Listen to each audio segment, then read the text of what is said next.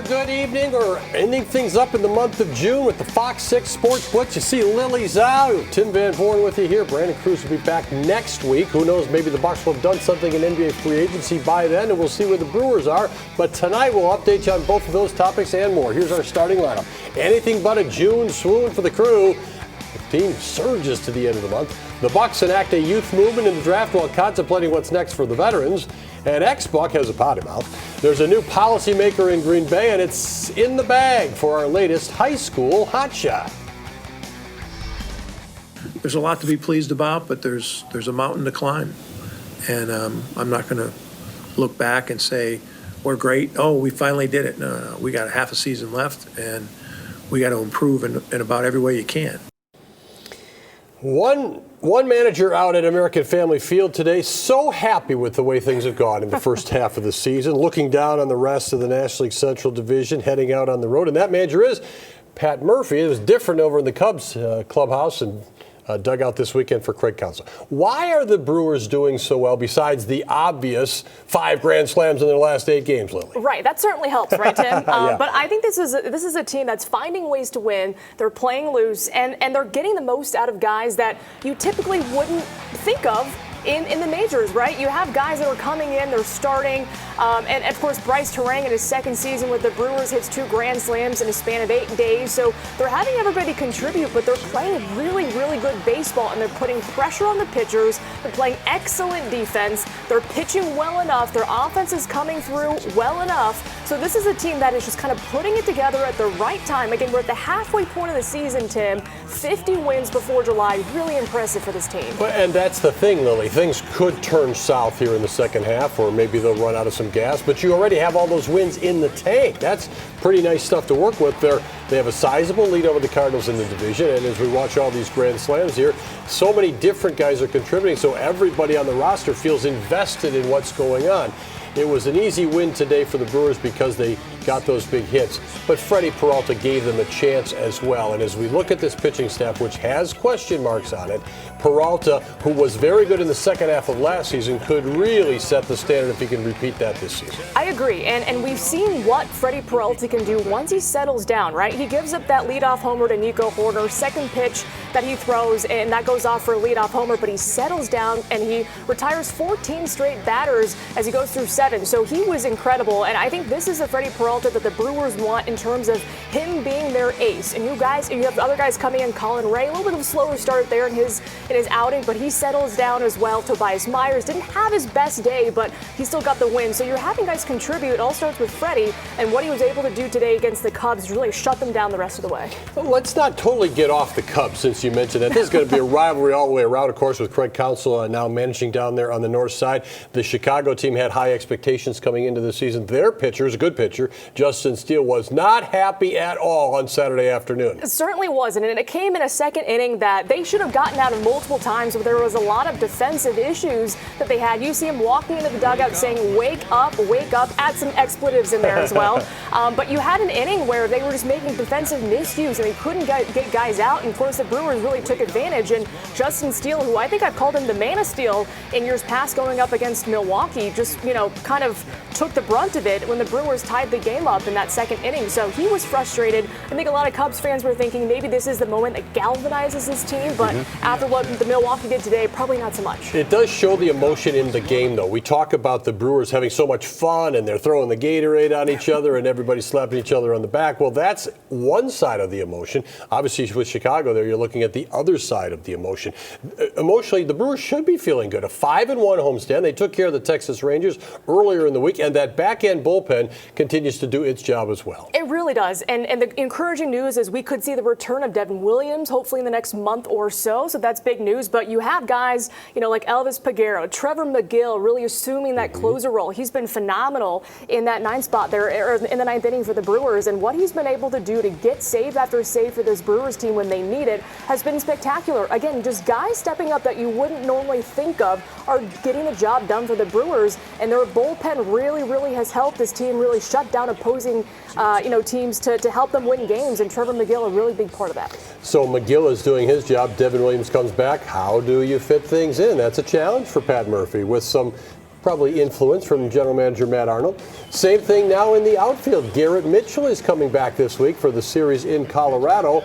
And Mitchell is a player that the Brewers counted on quite a bit. But they've been getting a lot of production from the guys who have been playing well in the outfield. Right, and I guess it's a good problem to have, right? You have kind of a logjam at outfield. You had Sal Frelick, Blake Perkins, Jackson Churia, of course, Christian Yelich out and left. And what can Garrett Mitchell do when he comes back? And again, he's going to be the assumed center fielder. But you have guys who have played center field who have done really well, right? So there's a good problem to have with Garrett Mitchell. It's the question of, can he stay healthy for the long term? Coming back from that fractured finger, can he stay healthy and keep contributing to this Brewers team? Because if so, it just gives you another weapon, offensively and defensively, to keep adding to this Brewers roster. You talk about offensively, he can run. They've done so well. These rules changes have really played right into the Brewers' favor this season. The stealing the bases, the no shifts, and the pace of the game. They look like baseball 2024. Yeah, and it's the Pat Murphy way, I would say, right? Yeah. It's fun to watch. Yeah, Pat Murphy says, let's not rest on any laurels, though. We're going out to Colorado, and even though I dare you to name 3 Rockies,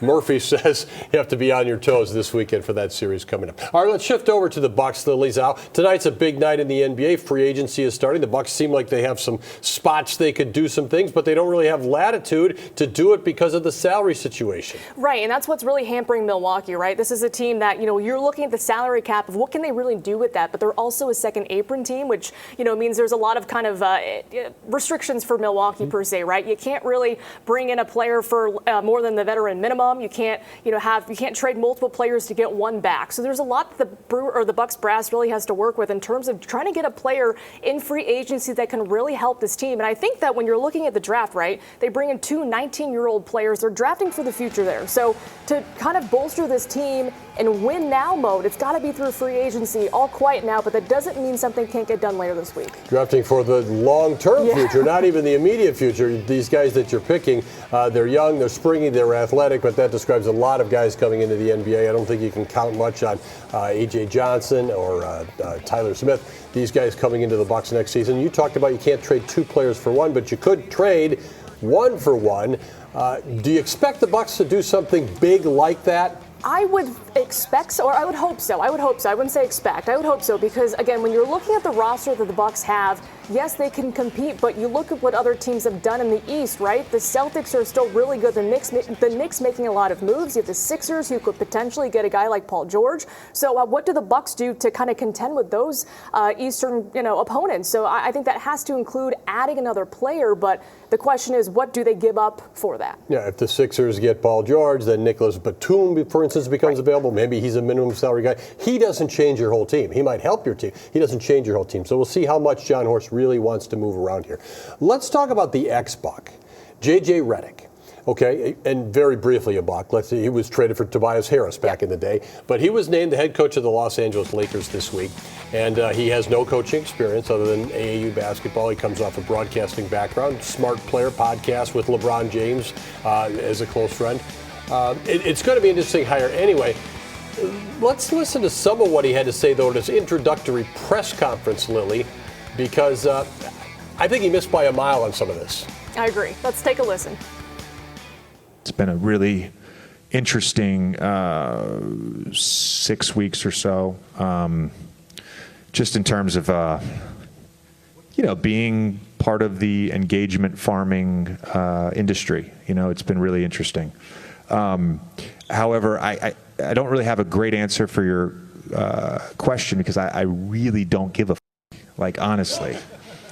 I want to coach the Lakers. I want to coach the team. I don't want to dispel anything. All right, kids, gather around. We're going to listen to the introductory press conference of the new Lakers head coach. That coarseness is uncalled for. Yeah, and it's kind of, you see J.J. Redick in a podcast setting. You see him, in a different setting than a head coach for the Los Angeles Lakers, and you can say maybe he can get away with that, right? He's hosting a podcast. He gets emotional. He can say things like that. But I think for your introductory press conference, for a franchise as storied as the Lakers, with so much riding on it, with the kind of players that they have, LeBron, bringing in Brian James, I think there has to be kind of a certain set of decorum per se for a head coach. I don't think J.J. Redick is going to shy away from being who he is, but you could have probably changed up how you really approach that question as a new head coach with no coaching experience in that presser. And it wasn't the only profanity he uttered Correct. in this press conference. He talked about engagement farming, that he's coming from an entirely different place, and maybe there's something to be said for what he brings to this situation, and certainly an out-of-the-box hire by the Lakers. At the same time, though, this is still the traditional NBA. This is, as you said, a franchise of respect and legacy with the Los Angeles Lakers. I have to believe there were meetings afterwards, after that press conference, because this is not the direction you would want a team to take. Right. And again, with all these eyeballs on LA to begin with, you don't want your head coach to kind of be that distraction in the offseason as you move into a season where I think, again, there's going to be a lot of expectations on the Lakers to win. So you don't want your head coach to kind of garner all that outside noise. But that being said, I still am curious, though, Tim, Milwaukee, LA, when they clash this year with Doc Rivers and J.J. Redick, how that's going to go. With Darvin Ham back on the Yes. Bucs staff now. Yes. I remember when J.J. Redick was initially traded for Tobias Harris with the Orlando Magic, and social media was just kind of coming along then, and J.J. Redick tweeted something about, let's go Bucs. It just seemed so strange. I mean, he barely played with the Bucs. But this is really a new time in the NBA, new coaches. Holdover in Milwaukee. Do you expect a new feel or kind of a run it back? Giannis Antetokounmpo played for Team Greece in the Olympic qualifying. Now he has played for them. He's going to be back, but will he recognize what's around him? I'm not sure, right? Again, you're looking at a team that, you're going to have Damian Lillard, Chris Middleton and company, what happens with Brook Lopez. But first of all, it's great to see Giannis dunking, by the way. That was his first game back since April 9th. But we'll see, right? Because I think if this is a team that wants to contend, they're going to have to do some tweaking with their roster. Again, what's Doc Rivers' game plan after a full offseason with these guys? What does Darvin Ham do to improve the roster and their production? A lot of questions kind of surrounding this team as we get, more into the offseason in the summer. And heading into Summer League basketball for sure. An unforgettable moment for Nate Snead in the College World Series. The pitcher from South Milwaukee High School. Check this out. That has to be a memory forever. Running in from the bullpen to pitch in the national championship game. Ultimately, it was a best-of-3 series. This was Game 3. He gets a big strikeout for the Volunteers, then gets to celebrate the national title as his team edges Texas A&M 6-5. Congrats to Nate Snead and all his supporters back in South Milwaukee. A real fixture on the local sports scene. Announcer Rob Edwards passed away earlier this week. He joined the Brewers organization in 1998. He became the voice of the team for the next 2 decades. A veteran radio man. He was the voice you heard at County Stadium, then Miller Park until 2019. A real gentleman, very gracious with his time, a true professional too. He had such an ease about him. The scoreboard control room out at the ballpark is renamed in his honor. Rob Edwards certainly leaves a legacy. He was 79 years old. Our thoughts are with his family. And we're coming back to the Blitz in a moment. Do I vote? I don't even know if I vote for her. You really want to ask that question out of the gate? I just like getting people's attention with something. My significant other thinks he's sexy, so. Wow. That was interesting. Was that Taylor Swift? Don't run down our fans. I don't think that's fair. You sounded like you were, kind of. I'm just telling you what I see on Twitter all the time. All right, well, I don't look at Twizzler. Oh, welcome back to the Fox 6 Sports Blitz. I have a petition to rename X Twizzler after what Pat Murphy said. There we have something on the record. Sure. Right. Well, another Murphy that we'd like to talk about, Packers President and CEO Mark Murphy is going to be retiring at the mandatory age of 70. That's going to be next July. So the Packers found his replacement in Ed Policy. But before we get to Ed, though, Tim, you've covered this team for so long. Mark Murphy, when he came to the Packers in 2008, what do you think his legacy will be once he does officially retire next year? A ton of success. There's no way you can look at it any other way. On the football field, the sustained success on the football field, the sustained success in the business area, the growth of the Packer organization, that's all under Mark Murphy's leadership. He had kind of a rough start. That was right when Brett Favre was leaving. That's a long time ago. And think of what's occurred since then and the games that the Packers have played in. He obviously most important in bringing the NFL draft to Green Bay, which never would have happened. And he can leave with his head held high. I think there's no question about that. Right. I think the players, the organization respect him as well. And we, wish Mark well next season, but it's going to be a big change atop the Packers organization. Of course, the board voting unanimously, though, to have Ed Policy replace him next year. And again, Tim, you've covered this team for so long. You've been around Ed Policy. Was this a good decision by the board? I'm not surprised at all. Ed is a very genuine individual. He comes from in-house, so he knows exactly the way the Packers do things. Very responsible for the business improvements over at Titletown District, Titletown Tech. That was an important initiative for the Packers. Ed Policy really put that thing through, ran it, and you haven't heard about missteps there at all. So I'm not surprised at all. I think it's a good move. I think it was the most likely move. His dad, Carmen Policy, had a lot of success as a team president with the Niners and also as the Browns. So Ed Policy's grown up in the league. He has experience in the Arena Football League. Not a surprise, and now it's his baby, or will be at least once they, as you said, transition coming up before July 2025. And looking into the future, Tim, do you anticipate there being any sort of bigger changes with Ed, taking over, or not so much? I would think he will defer to Brian Gutekunst and Matt LaFleur to a great degree.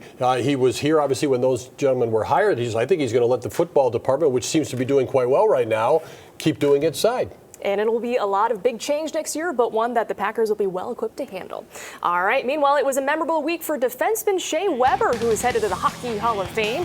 Weber is also that's Bill Zito, excuse me. The Panthers GM is celebrating a win for the Stanley Cup with the Florida Panthers, their first in program history. So congratulations to Bill Zito as the Panthers, of course, get their first Stanley Cup. And then there's Shea Weber inducted into the Hockey Hall of Fame. He's the first Admiral to do so. And we'll have much more coming up on the FOX6 Lots to celebrate. Lots to celebrate in the hockey world. We'll talk about it later. See you in a bit. Welcome back. This week's FOX6 high school hotshot turned pro when he was just 12 years old. And since then, he's already competed under the brightest lights in his sport. Watch this.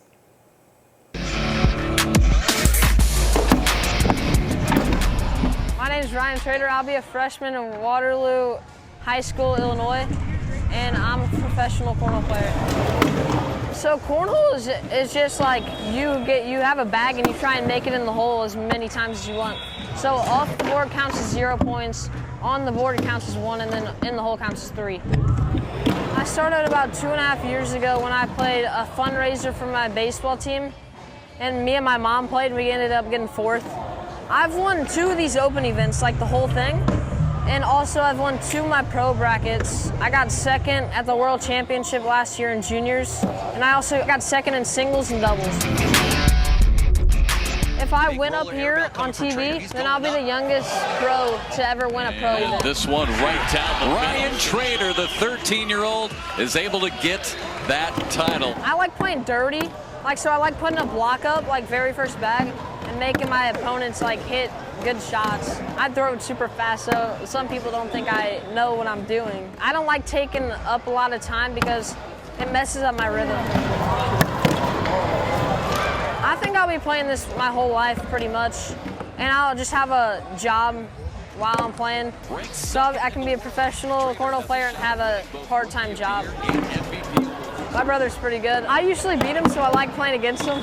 Yeah, he's a younger twin. Less than a minute. It's the best thing ever. Having your family and playing something you love is amazing. So in school, I'll be playing baseball, maybe soccer. I like cornhole better. And I'm better at it. I just walk in and just throw. I just want to have fun. I don't care how good I am, I just want to throw. My name is Ryan Trader, and I'm a freshman at Waterloo, and I've won multiple regional championships in cornhole. I'm this week's FOX6 high school hotshot. Meanwhile, Ryan won both the Pro Shootout Singles and Pro National Singles titles while here in Milwaukee. He's also in contention for the ACL Top-Ranked Pro Player, Rookie of the Year, and MVP. That's pretty cool. All right, we'll be right back. Brewers just went west. They came back, and now they're going back west again this week, Lily. Yeah, they have a 7-game road swing out west, like you mentioned, starting with the Rockies for 4 games, then the Dodgers for 3. And that second game, Brewers-Dodgers on Saturday night, will be right here on Fox 6. Yeah, which is kind of fun. Everybody likes that one. The Colorado starts are all 7:40, and then on the holiday 7:10. I'm not sure what that's all about. Rockies are kind of a faceless team, and they're not a very good team. They're not. Brewers hopefully will win that, but the Dodgers series, that'll be fun. As Pat Murphy says, LA, that's pretty good. Pretty good, yeah. All right. Brandon will be back next week. We hope you will be too. For Lily and Tim, see ya.